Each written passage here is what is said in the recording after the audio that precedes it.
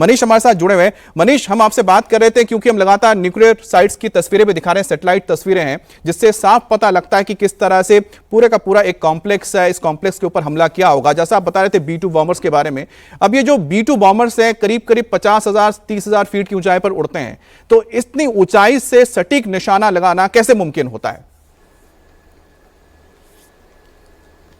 देखिए, आप साधारण शब्दों में समझिए, जो ये B-2 बॉम्बर्स हैं दरअसल स्टेल्थ कैपेबिलिटी वाले हैं, यानी ये आसानी से किसी भी रडार को चकमा दे सकते हैं। लो लेवल फ्लाइंग के साथ साथ ऊंचाई पर ये अपने टारगेट को लॉक कर सकते हैं। करीबन 30 से 40,000 या 50,000 फीट की ऊंचाई पर उड़ते हुए बहुत ही कम जो इनकी विजिबिलिटी है रडार पे, सिग्नेचर बहुत ही कम है। उसके साथ साथ ये अपने जो बॉम्बर्स हैं, बॉम्ब्स हैं, इसका इस्तेमाल करते हुए किसी भी एरिया को ध्वस्त करने की काबिलियत है। मैं आपको ये भी बता दूं कि जब ये GBU-57 मार्क 1 मार्क 2 यानी इसकी दो रेंज है, एक 30,000 पाउंड के लगभग का है और एक दूसरा जो करीबन 50,000 पाउंड के लगभग का कहा गया मार्क 1 एंड मार्क 2 के तौर पर, उसका अभी तक टेस्टिंग कभी नहीं हुई थी। अमेरिका ने इस बात का क्लेम किया था कि उनके पास बंकर बस्टर के तौर पर एक इन डेप्थ बॉम्ब है और इसका वो इस्तेमाल इन फ्यूचर करेगा। लेकिन जैसे ही B-2 बॉम्बर्स की तस्वीरें सामने आई, ये बताया गया कि गुआम के बेस पर अब ये जो व्हाइटमैन बेस एयरफोर्स बेस है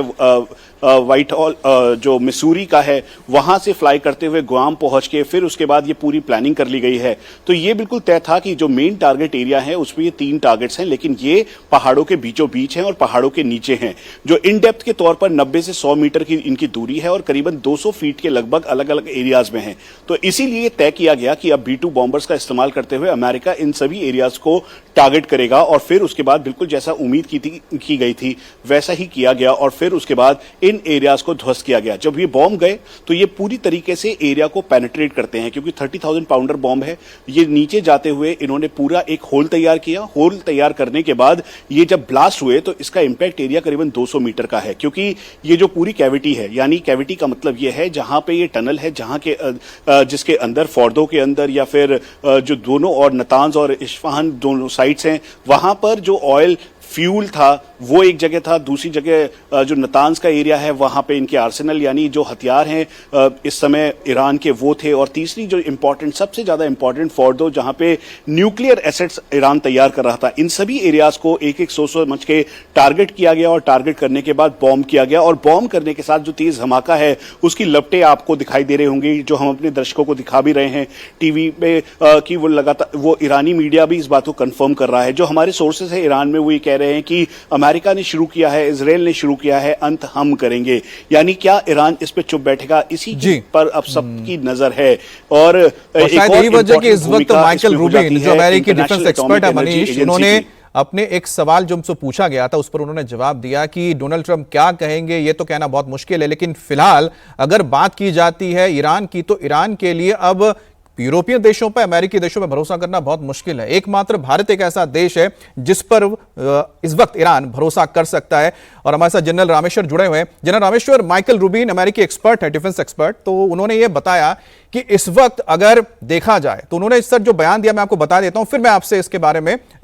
लूंगा आपकी राय, क्या वो जो कह रहे हैं उसका मतलब क्या होता है। उन्होंने जिक्र किया यहां पर लीबिया का, कि लीबिया में जब गद्दाफी थे उस दौरान अमेरिका और साथ ही साथ जो वेस्टर्न कंट्रीज थे उनके कुछ एक्सपर्ट्स पहुंचे थे ये पता लगाने के लिए कि क्या वाकई में वो केमिकल वेपन्स बना रहे हैं या क्या उसका इस्तेमाल कर सकते हैं, जिसके बाद उस देश के ऊपर ही हमला कर दिया जाता है और गद्दाफी को हटा दिया जाता है। तो ऐसे में क्या ईरान ये रिस्क ले सकता है कि वो इस वक्त अलाउ करे जो यूरोपीय या फिर अमेरिकी एक्सपर्ट्स हैं वो आकर देखें कि उसका न्यूक्लियर प्रोग्राम किस तरह से चलाया जा रहा है, किस हालात में है? उनका कहना है कि इस जगह पे सिर्फ और सिर्फ एक देश है जो सबसे ज्यादा कारगर साबित हो सकता है, वो है भारत।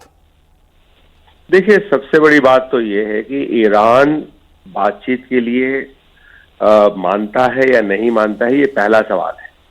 और जो बातचीत में सुन रहा था उनकी अमेरिकन असेसमेंट भी यही है कि इस हमले के बाद ईरान को बातचीत के लिए मेरी समझ से जो है मान लेना चाहिए, क्योंकि अगर उसको अपने देश को और बर्बादी से बचाना है तो इस बात को मान लेना चाहिए। क्योंकि अगर वो बातचीत की लिए नहीं राजी होता है तो इसका क्या मतलब ये होगा कि वो अमेरिकन एसेट्स को अगर वो हमला करने की कोशिश करता है तो वो जो है अमेरिका को फिर एक तरह से ब्लैंक चेक दे देगा कि अमेरिका जो है फिर ईरान के ऊपर जो है कंप्लीट अपनी बमबारी करके ईरान को बिल्कुल ध्वस्त कर सकता है। मुझे नहीं लगता कि ईरान को ऐसा करना चाहिए, पहली बात। दूसरी बात यह है कि ईरान को यह भी सोचना पड़ेगा कि अगर वो इस बात को ज्यादा आगे बढ़ाता है तो क्या ईरान के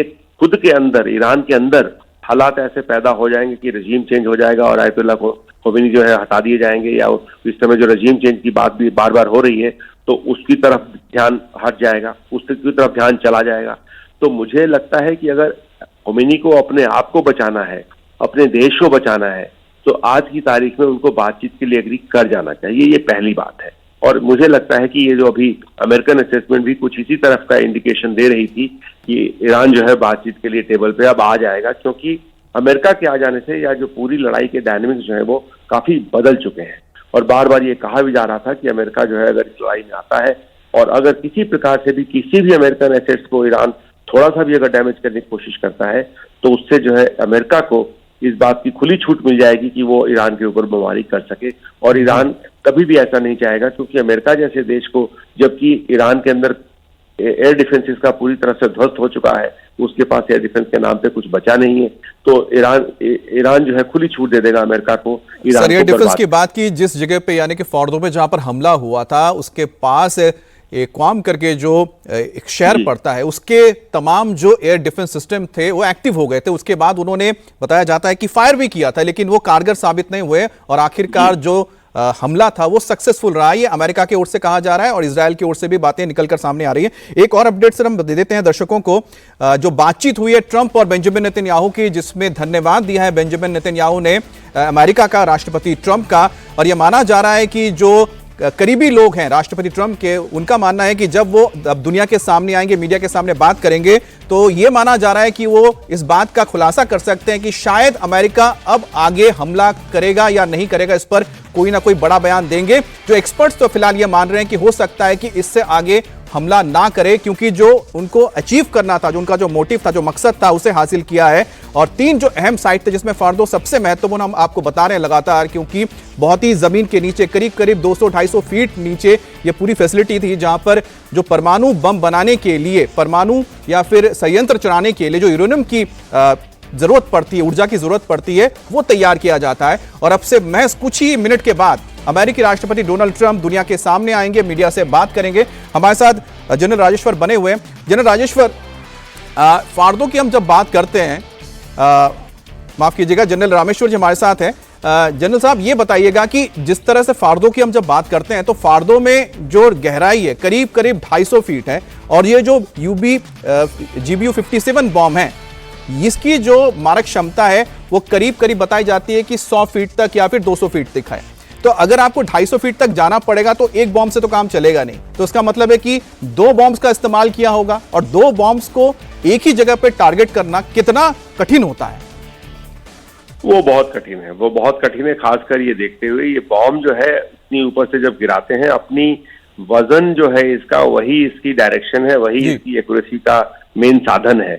तो मेरा ये मानना है कि शायद इस तरह की चीज तो मुश्किल होगी। लेकिन बड़ा सवाल देखिए इस समय ये करना चाहिए कि अगर इस जो अभी अमेरिका ने जो एक्शन लिया है, और अभी ट्रंप मीडिया को भी एड्रेस करेंगे, देश को भी एड्रेस करेंगे, अगर ईरान बातचीत के लिए टेबल पे आ जाता है तो मेरा ये मानना है कि कितनी बर्बादी उसके ये फॉर्डो में हुई है या नहीं हुई है, बाकी जो 2 स्थान और 3 जगहों पे जो हमले हुए हैं वहां पे क्या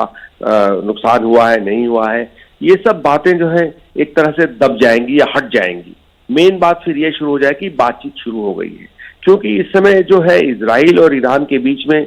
पिछले जो 10 दिनों से ये चल रहा था, एक दूसरे के ऊपर मिसाइल जो है 13 तारीख जून से लेकर के अब तक ये फायरिंग चल रही थी एक दूसरे के ऊपर, और ऐसा नजर आ रहा था कि एक दूसरे को ये सिर्फ नुकसान पहुंचाने के अलावा ये बातचीत कहीं बढ़ नहीं रही है, ये लड़ाई किसी तरह से मोड़ ले नहीं रही है। तो उसके चलते मेरा ये मानना है कि ईरान का बातचीत के लिए टेबल पे आ जाना ही इस बात का गवाह हो जाएगा, और इस बात की बहुत बड़ी एक तरह से जीत हो जाएगी अमेरिका की और इजराइल की, कि उन्होंने जो है ईरान को बातचीत के लिए राजी करके टेबल पे ले आए हैं। और वो बातचीत अगर होनी शुरू हो जाती है तो मुझे लगता है कि और किसी प्रकार के हमले की उम्मीद नहीं रखनी चाहिए, और अमेरिका की तरफ से भी और कोई हमले नहीं किए जाएंगे, क्योंकि अमेरिका भी ऐसा नहीं चाहता है कि इस पूरी जो लड़ाई है इसको ज्यादा फैलाया जाए। और इस समय देखने को ये भी मिल जाएगा, जहां तक यूरोप का सवाल है, यूरोप भी चाहेगा कि वो अमेरिका की तरफ आकर के बातचीत के साथ रहे, क्योंकि यूरोप से ही बातचीत ये शुरू हुई थी, इसमें कोई 2 राय नहीं है कि यूरोप जो है हमेशा अमेरिका के साथ रहेगा और अमेरिका हमेशा यूरोप के साथ रहेगा, चाहे कितनी भी ऐसी बातचीत दिखाई दे कि अमेरिका चाहता है कि यूरोप को अपनी सिक्योरिटी के लिए अपनी कॉस्ट जो है खुद देनी पड़ेगी, अपना पैसा खुद खर्च करना पड़ेगा, वो सब अलग बातें हैं। लेकिन जहां तक बड़े पटल पे देखा जाए तो यूरोप और अमेरिका हमेशा ही एक साथ रहेंगे। और इस समय बातचीत अगर शुरू हो जाती है तो ये पूरी जो है मिसाइल की लड़ाई जो चल रही है इजराइल ईरान के बीच में, वो भी, और अमेरिका की जो बमबारी के लिए और माहौल बनेंगे आगे की, वो ईरान के ऊपर और उसको क्षति पहुंचा पाए, वो भी, ये सब चीजें बंद हो जाएंगी। क्योंकि एक बार लड़ाई रुक जाएगी